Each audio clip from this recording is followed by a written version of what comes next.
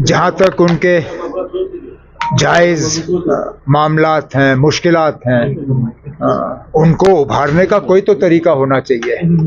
ठीक है, गवर्नमेंट ये कहती है कि आप एहतजाज नहीं कर सकते हो। यूनियनिज्म में तो एहतजाज की इजाज़त ही होती है, और अगर वो कहते हैं कि आप प्रोटेस्ट नहीं कर सकते हो, तो कम से कम फिर वो एम्प्लॉयज़ को बताएं कि जो उनके जेन्युइन डिमांड्स हैं उनको हल करने का क्या तरीका है। बाकी सर्विस कंडक्ट रूल्स तो हर किसी मुलाजिम पे लावी होते हैं, और वैसे भी मुलाजिम कभी अपनी मर्जी से सर्विस कंडक्ट रूल्स के खिलाफ जो है कार्रवाई नहीं करता। जब करते हैं तो कोई जेन्युइन उनकी ग्रीवियंस होती है, उनके डिमांड्स होते हैं।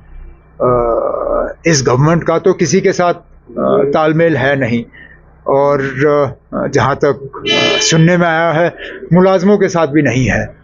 तो मुझे लगता है कम से कम मुलाजमों के लीडरों के साथ बैठ के कोई मशवरा होना चाहिए कि ठीक है ना, प्रोटेस्ट नहीं तो फिर कौन सा ऐसा तरीका है जिसके तहत मुलाजिम जो हैं अपनी बात हुकूमरान तक पहुंचा सके।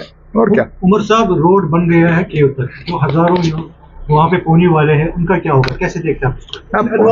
एक तो पोनी वाला है, लेकिन आबो हवा की बात है ना। यहाँ पे तो ग्रीन बेल्ट बचाने के लिए तो अदालतों ने कितने फैसले दिए हैं। यहाँ डल के किनारे आपको कुछ बनाने की इजाज़त नहीं है। डल के बीच जो लोग रह रहे हैं उनको अपने घरों की मरम्मत करने की इजाज़त नहीं। केव तो दूर की बात, पहलगाम में आज घर की मरम्मत करने की इजाज़त नहीं।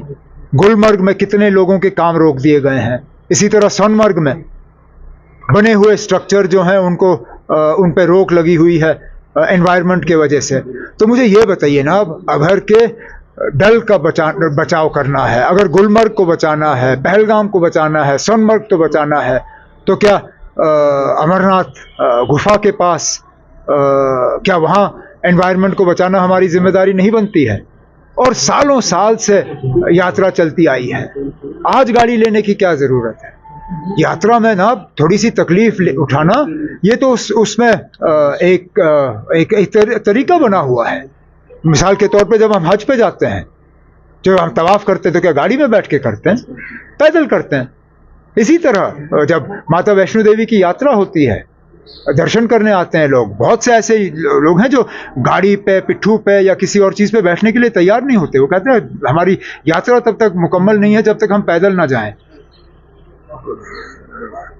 राहत देना एक चीज़ है, लेकिन ये इस पे दोबारा सोचने की बहुत अशद ज़रूरत है। ये इन इलाकों में गाड़ियों को लेना उन इलाकों की तबाही के बराबर है।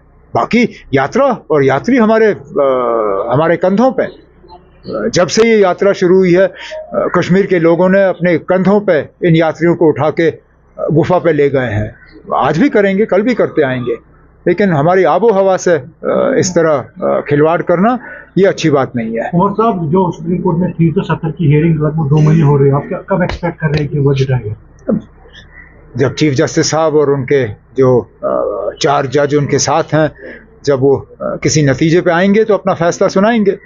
जहाँ तक मैं कानून को समझता हूँ, एक ऑनरेबल जज जो हैं वो रिटायर होने जा रहे हैं दिसंबर में।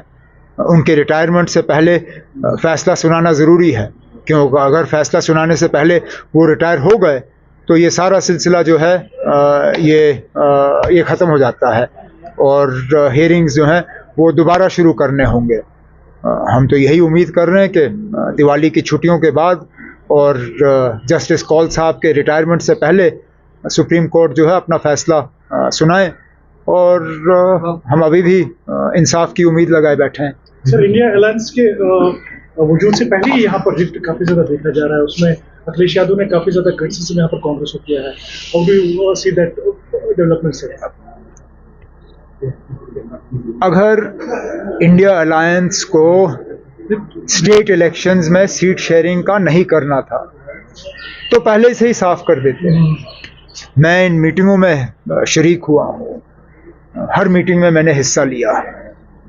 बार बार ये बात उठी कि क्या अलायंस असेंबली के लिए होगा या नहीं होगा, और फैसला हुआ नहीं, और इस बात का अब नतीजा सामने आ रहा है। इंडिया अलायंस के तमाम मेंबर जो हैं एक दूसरे के खिलाफ मध्य प्रदेश, राजस्थान वगैरह में इलेक्शन लड़ रहे हैं।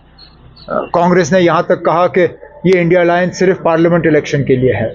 अगर ये दुरुस्त है तो फिर जो करगिल में हुआ उसको इंडियन अलायंस के को क्रेडिट क्यों मिला?